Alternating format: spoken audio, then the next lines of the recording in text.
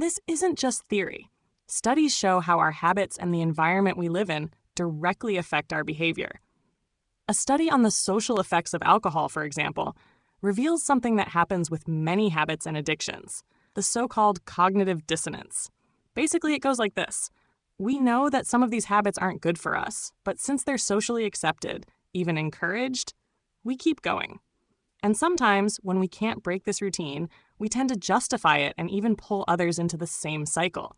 It's the famous crab bucket logic, where if one tries to escape, it's pulled back down. Deep down, we're all like apprentices of our own behaviors. And most of the time, we're distracted apprentices. We go through life on autopilot, repeating habits without realizing their impact. We fall into the same traps over and over, and they drain our time, our energy, even parts of our identity. Social media, fast food, checking our phones every 5 minutes, drinks at parties. It all seems to pull us away from our goals, but in such a subtle way that we don't even notice. And then, when we do realize, we're already stuck in a routine that drags on without significant growth. If you feel the need to break out of this cycle, I invite you to an approach that helps regain control and focus on what truly matters. Now, why do we fall into this cycle so easily? The answer lies in our own brain. Every time we do something that brings us pleasure, like seeing a notification on our phone, eating something sweet, or getting a like on social media, our brain releases dopamine. This is a substance linked to the sensation of reward and pleasure. And guess what? It loves it. So, without noticing, we keep repeating these little habits because the brain wants that dopamine hit. Easy, quick, and cheap. But over time, these constant hits create dependence. And that's where addictions form. We start to get used to this kind of stimulation and begin to prioritize quick rewards, not realizing they're draining our capacity to focus, create, and even to feel pleasure in deeper, more lasting things. But why is it so hard to change these habits? What happens is that the more we repeat a behavior, like making a path in the grass, the more the brain gets used to it. Each time we check our phone, eat that sweet, or do anything else for quick reward, we create a neural path, a behavior trail in the brain. Over time, this path gets stronger, like a paved road, and becomes automatic. And when we try to change, it feels like we're trying to cut through dense forest while the brain wants to take the familiar path. But this is where the concept of neuroplasticity comes in, the brain's ability to create new connections. By stopping the old path, we begin to open a new, healthier trail, which over time can become our new automatic. It's a process that requires patience, but it's completely possible. I went through this myself with sugar. I realized that sweets had become an automatic response to everything.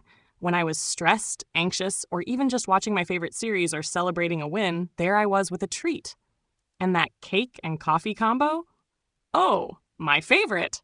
Then I noticed that sugar was, in a way, dominating my reactions to life. Something wasn't right, so I decided to try a sugar fast. I went 21 days without processed sugar, replacing it with fruits for snacks when I was hungry. The first week was the toughest. It wasn't easy. I even had to handle a party at home with chocolate cake and make sweets for the guests. Not to mention the cookies and sweet treats around, as not everyone at home joined me on this. But I kept my commitment to myself in focus, and I did it. My sleep improved. I felt more energetic, and I started feeling more confident for getting through the 21 days. I told my mom about it, and a week later, she was inspired and decided to try it too. Today, as I'm writing this, she's already steady on day 14. So how does this work in practice? The first step is straightforward. Observe these habits and identify when they go from occasional to an addiction or dependency. Studies on habit formation indicate that one of the first signs a habit is turning into an addiction is the difficulty of going without it, even for a short time. For instance, if we feel an almost automatic urge to check the phone at every break or can't go a day without sugar, it may be a sign that the brain is already addicted to the reward. Observation is essential. Before any change, noticing which behaviors are becoming repetitive, automatic, and uncontrollable helps bring awareness and identify where the problem lies. Once we understand this, we can take the first step to replace the vicious cycle with a new, more conscious and healthy habit. Next, Try practicing what we call a cheap dopamine fast. This means taking an intentional break from certain habits that give that quick reward you identified.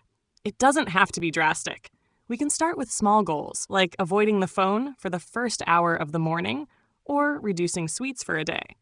This break helps the brain start to develop a new perception of healthier alternatives. The idea is to replace these triggers with simpler, healthier pleasures. In my case, I opted for fresh fruits instead of sweets, which also satisfy the palate, but without the sugar spike. Instead of checking the phone all the time, try dedicating a few minutes to observing what's around you. Maybe a moment of reading, some meditation, or even a short walk. Over time, the brain begins to find satisfaction in these less intense activities and gets used to valuing softer rewards, which help reduce stress and increase a natural sense of well-being.